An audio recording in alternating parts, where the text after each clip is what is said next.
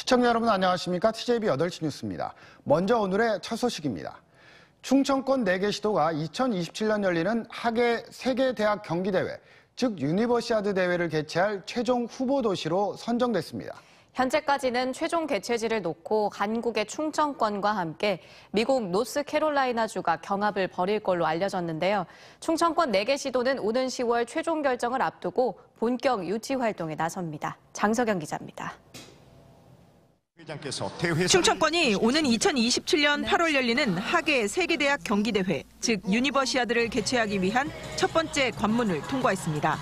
2020년 7월 공동 개최를 선언한 이후 1년 반 만으로 스위스 현지 시각 지난 24일 국제대학 스포츠연맹으로부터 개최 후보 도시로 선정됐다는 서한을 받았습니다.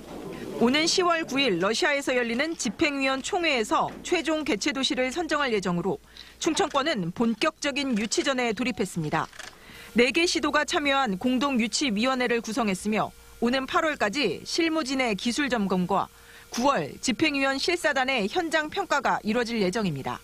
충청권은 세종의 선수촌을 두고 그 중심으로 약 50km 이내에 천안 종합운동장과 세종 실내체육관, 대전 월드컵 경기장과 청주 종합경기장 등을 경기장으로 지정하는 등 기존의 시설들을 최대한 활용한다는 전략입니다. 하지만 대전 서남부 스포츠타운 메인 스타디움과 세종 종합경기장 등 신축해야 하는 초대형 시설들도 있어 유치 일정에 맞게 건립이 진행될 수 있는가가 관건입니다. 다음 달에 총투심사 결정이 나고 나면 신속하게 행정 후속 조치들이 또 이루어질 것으로 이렇게 생각하고 있습니다.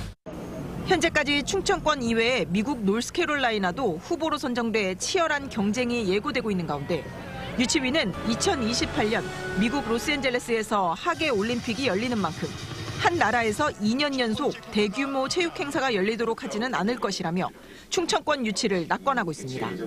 코로나 상황이고 그래서 관람객 유치라든가 이런 부분들이 굉장히 아마 중요한 관건으로 생각하고 있을 거라고 되기 때문에 이제 저희가 아마 지역적 비교라든가 이런 것들도 계속 해나갈 계획이고요. 우리의 강점을 살리도록. 유치에 성공하면 150개국, 15,000여 명이 참석할 예정으로 육상과 농구, 펜싱, 축구 등 18개 종목이 펼쳐집니다. 7,231억 원의 예산이 투입될 예정인 가운데 개최 시 직간접적인 경제 파급 효과는 2조 7,289억 원이 될 것으로 기대하고 있습니다. TJB 장석영입니다. 코로나19 이후 항공여행 제한으로 마약 밀수 경로가 SNS 등을 통한 해외 직구와 해상 화물 등으로 옮겨가면서 대형화되고 있고 수법도 갈수록 교묘해지고 있습니다. 지난해 마약류 적발량이 전년 대비 7.5배 증가하면서 역대 최대치를 기록했습니다. 김건교 기자입니다. 멕시코에서 해상 화물을 이용해 들어온 항공기용 기어를 절단하자 비닐로 포장된 흰색 덩어리들이 줄지어 나옵니다. 메트암페타민, 필로폰입니다. 무려 400kg이 넘는데 필로폰 1회 투약량이 0.03g이니까 한 번에 1,340만 명이 투약할 수 있는 양입니다.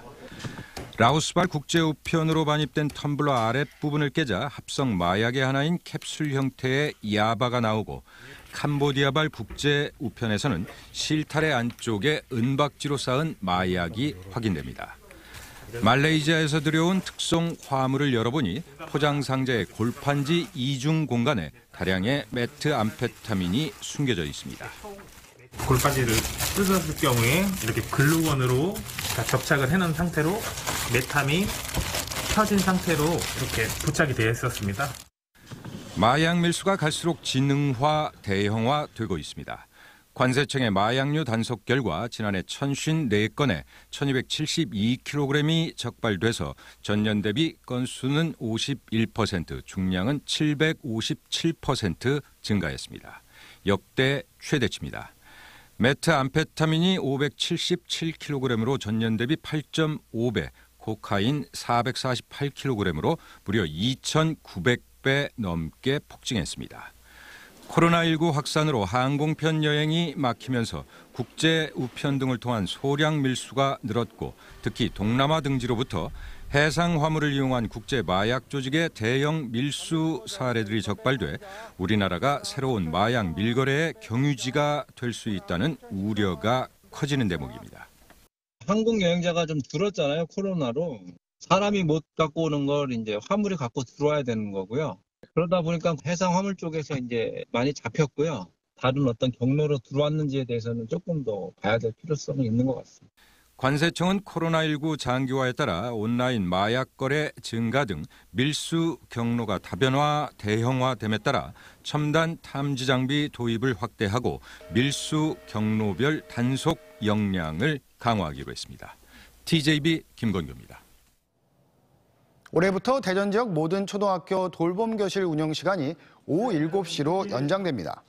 설동호 대전교육감은 2022년 대전교육 주요 정책의 핵심 사업을 발표했는데 3월부터 시내 148개 전체 초등학교당 최소 1개실은 오후 7시까지 돌봄 교실을 필수 운영키로 하고 이를 위해 보건 인력을 추가 배치하기로 했습니다. 또한 코로나19로 인한 학습 결손 회복과 저소득층 가정을 위한 교육과정도 신설하는 한편 진잠초 방성분교 부지에 공립형 대안학교도 신설합니다. 지역의 우세종이 된 오미크론의 여파가 심상치 않습니다. 대전과 세종, 충남의 코로나 확진자 수는 이틀 연속 역대 최고치를 기록했는데 기존 예상을 뛰어넘으면서 방역 체계의 전환이 요구되고 있습니다. 김철진 기자입니다. 대전과 세종, 충남에서 모두 864명의 확진자가 추가되며 지역 코로나19 확진자는 하루 만에 최고치를 경신했습니다. 오미크론 변이의 영향인데 신규 확진자는 전날 기록한 606명보다 250여 명 증가한 규모로 지난주 평균 확진자 수와 비교하면 2배에서 최대 4배까지 증가한 상태입니다. 예상보다 빠른 확산에 당초 정점으로 예상했던 일일 확진자 수치와 이에 따른 대응 체계도 수정이 불가피합니다. 대전시는 코로나 대응 체계를 하루 최대 400명 확진에 맞춰 준비했지만 500명까지도 증가할 수 있을 것으로 보고 대책을 보완한다는 입장입니다. 질병청에서는 향후 2만 명 이상도 지금 예상을 하고 있고요. 저희들도 거기에 비례해서 500명 이상도 저희들은 예측을 하고 있습니다. 정부도 이번 주부터 고위험군 관리에 집중하는 새로운 방역 체계로 전환할 방침입니다. 60대 이상 등 고위험군을 제외하곤 PCR 검사 대신 간이 검사 키트로 진단을 하고 전국 동네 병원에서도 코로나 검사와 치료 등을 분담해 방역과 의료 자원을 필요한 곳에 집중한다는 겁니다. 동네 병원, 의원 중심의 검사, 치료 체계가 전환이 시작됩니다. 1월 29일부터는 이러한 체제 전환이 전국적으로 확대됩니다. 그러나 지역에선 새 방역 체계의 도입까진 물리적인 시간이 필요해 설 연휴가 끝난 뒤에나 가능할 전망입니다. 특히 동네 병원과 의원의 경우 의료 인력이 한두 명에 불과한 곳이 많아 야간 근무 대책과 행정 업무 간소화 문제가 해결돼야 합니다. 행정적인 업무도 좀 간소화시키고 방직 문제나 이런 것들도 유관기관하고 협의를 해서 그런 것을 좀 합리적인 방안을 좀 모색을 해서. 오미크론의 치명률은 델타 변이의 5분의 1로 강하지 않아 지역의 병상 가동률은 10에서 20% 수준으로 여유가 있는 상태지만 폭발적인 확산세를 막기가 쉽지 않아 보입니다. 확진자 규모가 커지면 다시 위중증 환자가 늘어날 수도 있어 신속한 방역 체계 전환이 요구됩니다. TJB 김철진입니다. 대전의 노래방 업주들이 대전시청 앞에서 집회를 열고 정부의 영업시간 제한 방침을 철회해달라고 촉구했습니다. 한국노래문화업중앙회 대전시협회 소속 노래방 업주 40여 명은 영업시간을 오후 9시로 제한한 방역 지침은 현실에 맞지 않는다며 코로나 때문이 아닌 정부의 지침에 죽어간다고 목소리를 높였습니다. 국민의힘 충남도당 위원장인 이명수 의원이 코로나19 확진 판정을 받았습니다. 이 의원은 어제 지역 사무실 직원의 가족이 확진된 이후 코로나19 검사를 받았는데 오늘 오전 확진 사실을 통보받아 일주일 동안 자택에서 격리에 들어갔으며 발열 등 증상은 없는 것으로 알려졌습니다. 아산시 보건소는 이 의원을 상대로 역학조사에 들어갔지만 일반인에 비해 이동 동선과 접촉자가 많아 조사에 어려움을 겪고 있으며 당원 자격심사위원회와 아산 천안 필승결의대회 등 각종 행사를 앞두고 있는 국민의힘 충남도당도 대책 마련에 부심하고 있습니다. 벚꽃 피는 순서대로 문을 닫는다는 지역대학의 위기, 이른바 벚꽃 엔딩이 충청권에도 다가왔습니다. 환경 인구 감소로 대입 정원 역전 현상이 벌어져 아예 신입생을 뽑지 못하는 대학이 나올 것이라는 우려도 있는데요. 여기에 코로나가 장기화되면서 휴학 등 대학가의 악재가 거듭되고 있습니다. 김진석 기자입니다. 비수도권 7개 권역 대학총장협의회 연합은 최근 국회에서 기자회견을 갖고 정부 차원의 지역대학 정책 추진을 촉구했습니다. 지역대학 위기는 수도권 집중 현상과 정부 대책에서 지역대학 정책이 빠져있기 때문이라고 비판의 소리를 높였습니다. 갈수록 심각해지는 지역대 위기 해결을 위해 공공기관 지역인재 의무 채용을 50%로 올리고 자발적 정원 감축 대학 지원, 한계에 도달한 사립대의 퇴로를 마련해 줄 것도 요구했습니다. 이대로 간다면 대학은 말할 것도 없고 우리나라 전체 지역의 침체와 소멸도 피할 수가 없습니다. 발상의 전환과 특단의 대책이 절실한 때입니다. 지역대학들의 위기가 현실화되고 있습니다.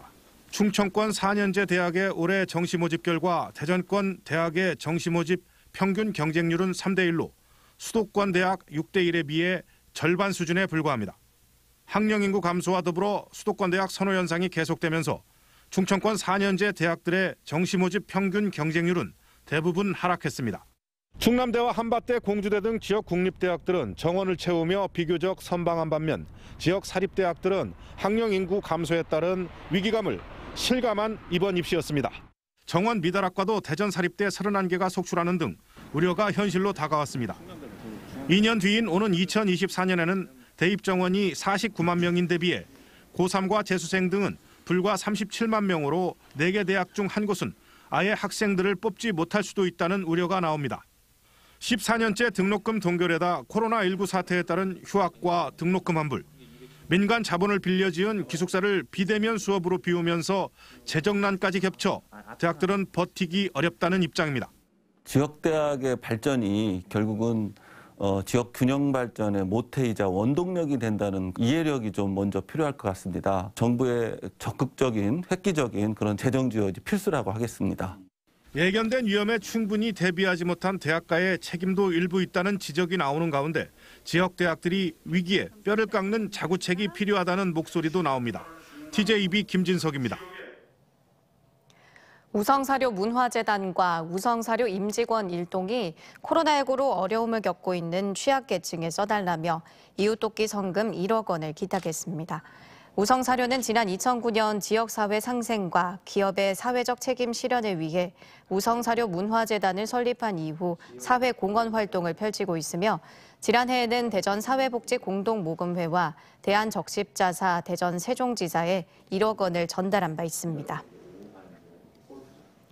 박상돈 천안시장이 충남 지역 자치단체장 가운데 처음으로 사회복지공동모금회 고액 기부자 클럽인 아너소사이어티 회원에 가입했습니다.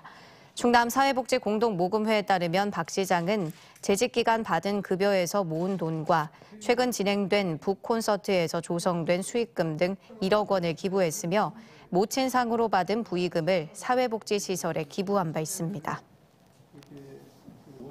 충남 도립대가 지난해 57명의 공직자를 배출한 것으로 나타났습니다.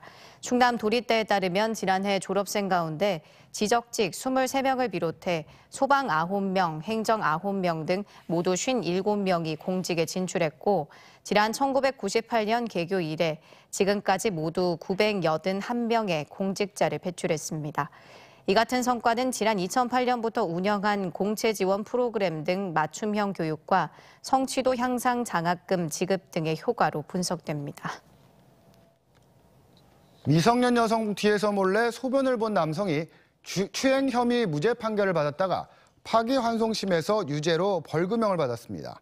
대전지법 형사 항소 5부는 강제 추행 혐의 등으로 기소된 33살 A씨에 대해 벌금 500만 원을 선고했습니다.